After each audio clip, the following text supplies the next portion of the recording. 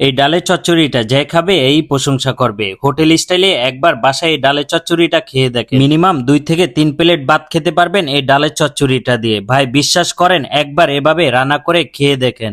প্রথমে আমার এখানে হাফ কেজির মতো মসুর ডাল আছে, আর এই ডালটা ধুয়ে আমি প্রায় আধা ঘন্টা থেকে 1 ঘন্টার মতো ভিজিয়ে রাখবো। এখন হাফ কেজি পরিমাণ এখানে আলু আছে, আলুটাও ভালো করে ছিলে একদম পাতলা পাতলা চিরি চিরি করে কেটে নিচ্ছি। দেখেন আমি কিভাবে করে আলুটা কেটে নিচ্ছি, এভাবে করে আপনিও আলুটা কেটে নিবেন। এখন কেটে নিচ্ছি পেঁয়াজ, আর পেঁয়াজটা অবশ্যই চচ্চড়িতে একটু বেশি দেওয়ার চেষ্টা করবেন। এখন কাঁচামরিচ কেটে নিচ্ছি, তারপরে কেটে নিব টমেটোটা একদম পাতলা পাতলা করে আপনারা কেটে নিবেন। এখন সবগুলো ইংরেজ একটা প্লেটের ভিতরে নিয়ে নিলাম। এখন কড়াইয়ের ভিতরে ডালটা এখানে নিয়ে নিলাম, তারপরে আলু কুচিটা এখন দিয়ে দিব। আর ডাল চচ্চড়িতে অবশ্যই আলু আর ডাল আপনারা চাইলে সমান সমান দিতে পারেন। আমার এখানে হাফ কেজির মতো মসুর ডাল, হাফ কেজির মতো আলু আছে। এখন দিয়ে দিলাম পেঁয়াজ কুচি, তারপরে দিয়ে দিলাম টমেটো, এখন দিয়ে দিলাম কাঁচামরিচ। আর পেঁয়াজ কুচিটা অবশ্যই আপনারা একটু বেশি দেওয়ার চেষ্টা করবেন। এখন দিয়ে দিলাম 1 টেবিল চামচের মতো হলুদের গুঁড়া, অল্প একটু মরিচের গুঁড়া দিয়ে দিলাম।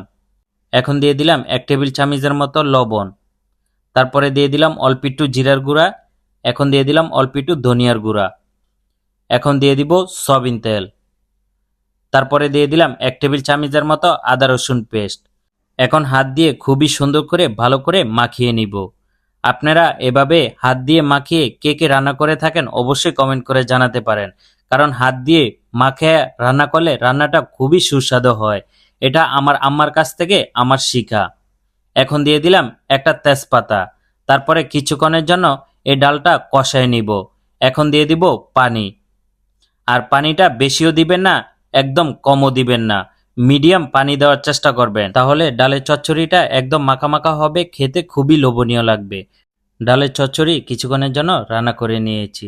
এখন 2টা ডিম ভেঙে এভাবে দিয়ে দিলাম, দেওয়ার পরে খুবই ভালো করে মিক্স করে নিব। আর ডিমটা দিলে খেতে আরও বেশি মজা লাগে। হোটেল বলেন অথবা রেস্টুরেন্টে বলেন, খুবই পপুলার এই ডালের চচ্চড়িটা। এই ডালের চচ্চড়িটা ফ্রাই হোটেলে অনেকে খেয়ে থাকে, অনেকে কিন্তু এই রেসিপিটা আমার কাছ থেকে চেয়েছিলেন। এখন একটা কড়াইয়ের ভিতরে এখানে সয়াবিন তেল দিয়ে দিলাম, তারপরে এখানে রসুন কুচি দিয়ে দিলাম, পেঁয়াজ কুচি দিয়ে দিলাম, পাশাপাশি শুকনা মরিচ দিয়ে দিলাম এবং অল্প করে পাঁচফোড়ন দিয়ে দিলাম। পেঁয়াজ আর রসুনটা একদম ভাজা ভাজা করে নিব। এখন খুবই সুন্দর করে বাগার দিয়ে নিচ্ছি। এভাবে করে এই ডালের চচ্চড়িটা আপনারাও বাগার দিয়ে দিবেন। লাস্টে স্বাদ অনুযায়ী লবণ দিয়ে দিলাম, একটু জিরার গুঁড়া দিয়ে দিলাম, ধনিয়া পাতা দিয়ে দিলাম। আর ধনিয়া পাতাটা দিলে তো এক কথায় অসাধারণ লাগে খেতে। এভাবে একবার খেয়ে দেখেন।